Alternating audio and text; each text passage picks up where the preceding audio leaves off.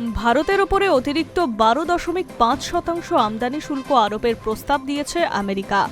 মার্কিন বাণিজ্য প্রতিনিধি দপ্তর সেকশন 301 তদন্তের ফল প্রকাশ করে ভারতসহ মোট 60টি দেশের ওপরে এই শুল্ক চাপানোর প্রস্তাব দিয়েছে। সব দেশে জোরপূর্বক শ্রমে তৈরি পণ্যের আমদানির সিদ্ধান্ত করার ক্ষেত্রে যথেষ্ট কার্যকর পদক্ষেপ নেয়নি বলে তাদের অভিযোগ।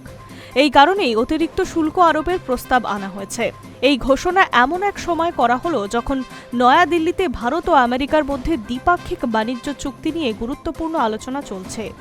দুই দেশের আলোচনার অন্যতম লক্ষ্য ছিল বাণিজ্যিক বাধা কমানো এবং শুল্ক সংক্রান্ত জটিলতা দূর করা। সেই প্রেক্ষাপটে নতুন এই প্রস্তাব বিশেষ তাৎপর্যপূর্ণ বলে মনে করছে বিশেষজ্ঞরা। তবে বিনিয়োগকারী এবং রপ্তানিকারীদের জন্য সবচেয়ে গুরুত্বপূর্ণ বিষয়টি হলো এটি এখনও চূড়ান্ত সিদ্ধান্ত নয়। আপাতত এটি একটি প্রস্তাব, জনমত গ্রহণ এবং পর্যালোচনার পর মার্কিন প্রশাসনের চূড়ান্ত সিদ্ধান্ত নেবে। ফলে এখনই ভারতের পণ্যের ওপরে অতিরিক্ত শুল্ক কার্যকর হচ্ছে না। ভারত ও আমেরিকার মধ্যে দ্বিপাক্ষিক বাণিজ্য চুক্তি নিয়ে আলোচনা এখনো চলছে।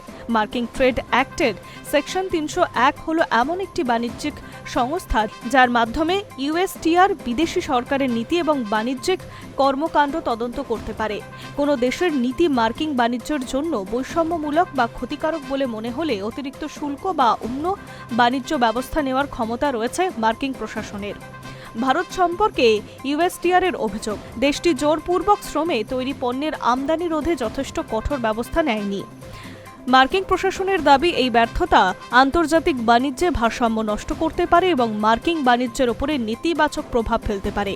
যদিও ভবিষ্যতে অতিরিক্ত 12.5% শুল্ক কার্যকর হয়, তবে ভারতের কয়েকটি গুরুত্বপূর্ণ রপ্তানির খাতে চাপ বাড়তে পারে। বিশেষ করে টেক্সটাইল ও গার্মেন্টস শিল্পের সবচেয়ে বেশি নজর থাকবে, কারণ আমেরিকা ভারতের অন্যতম বড় বাজার।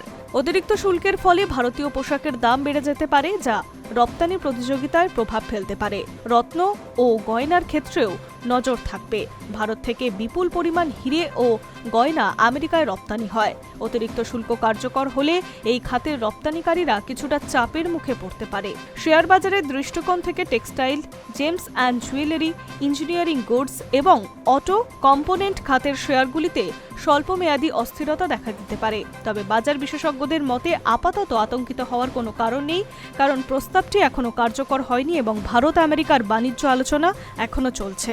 High news network.